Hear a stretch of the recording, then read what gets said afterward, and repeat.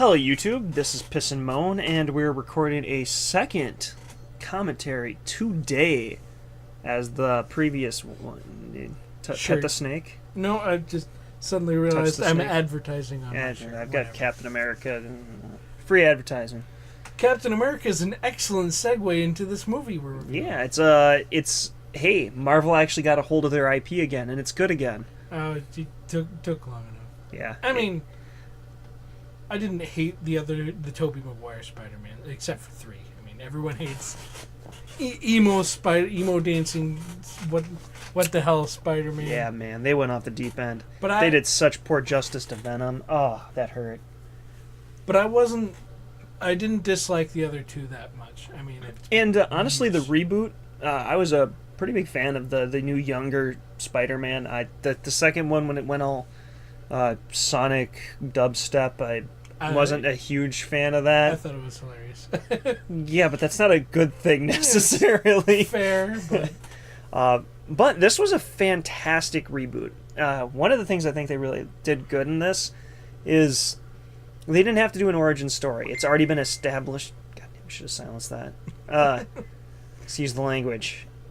They didn't have to do an origin story. This is a Spider-Man that's been established as Spider-Man due to the cinematic Marvel universe, so they just jump into the plot. It's not another freaking origin story. That was one of my favorite. One of the Tumblr posts I read said, if they do another Spider-Man origin story, I'm going to jump in and kill Uncle Ben myself. Yeah, no Uncle Ben in this movie. None. That is a nice change of pace. Fuck you, Ben. And someone noticed... Excuse my language. You're going to have to censor the crap on this one. Someone pointed out that Aunt May gets younger and younger with each... That's what happens when Spider-Man gets younger and younger. Aunt May she's not that young in this one. But she's still the youngest she's been. Yeah.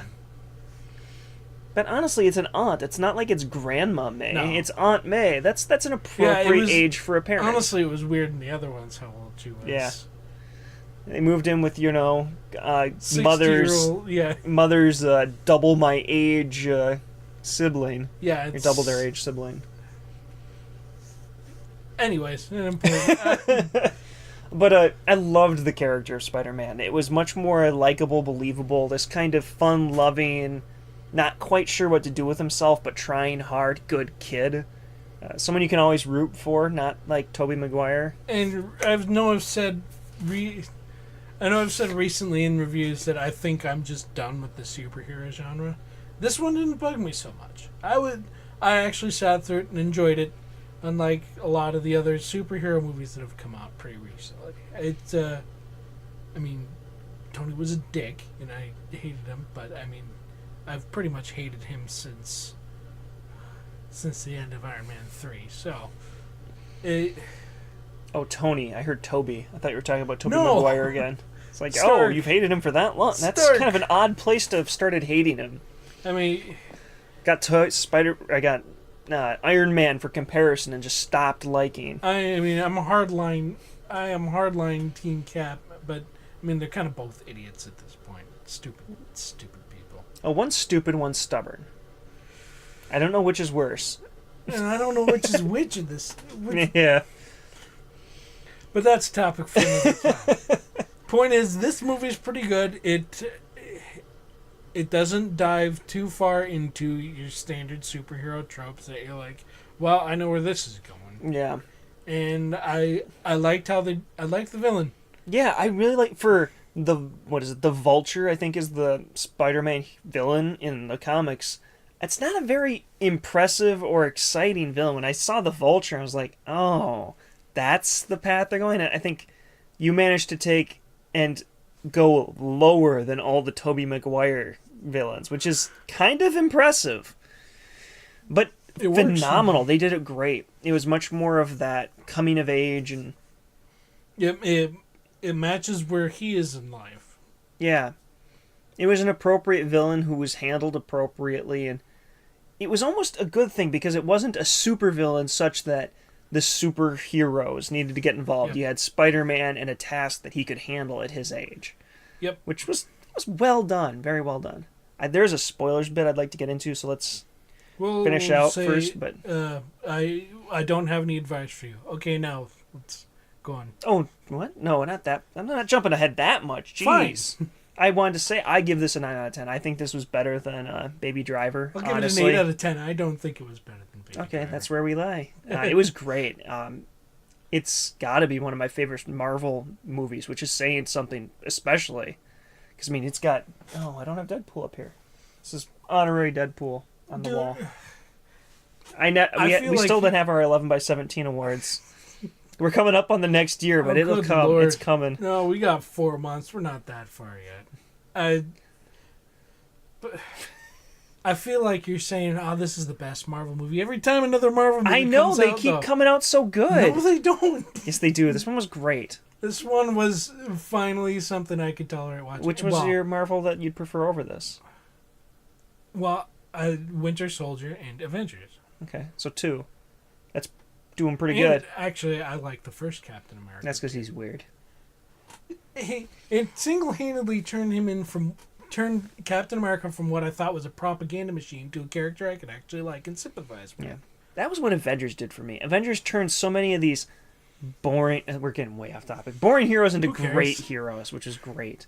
So, now that we've done that, I want to get into a little bit of spoilers, because there's one part in this that I just found to be such a unique take on something I've never seen in a movie before, and I'm going to just preface, this is spoilers. There's not going to be anything of content after this. If you don't want spoilers, stop now. I don't think it's a spoiler in such a way. Actually, yeah, it really is. It's a hell of a Let's just twist. talk.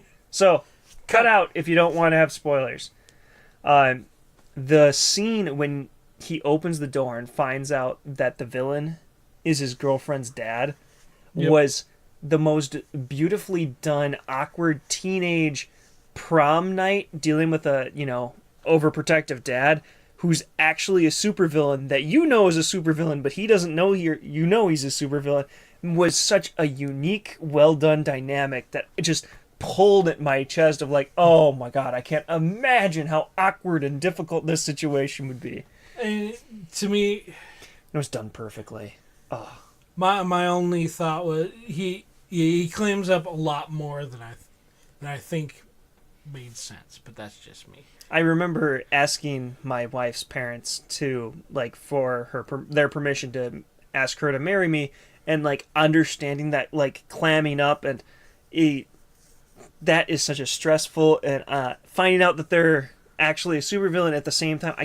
I could see it being like that. Okay. I could relate to that so much. It was hit me right here. And since we're in spoiler territory, I liked how they treated the villain at the end with he didn't give up the... Yeah, it's what I liked about the other Spider-Man movies, where the villains actually evolve and they're believable. Because, I mean, Doc Ock was like, yeah, I gotta fix the problem I did. Yeah. And Venom, well, anyways, the point is the villains seem more human in Spider-Man tradition. Yeah, I really liked it from start to finish. So, any advice for the audience? Nope.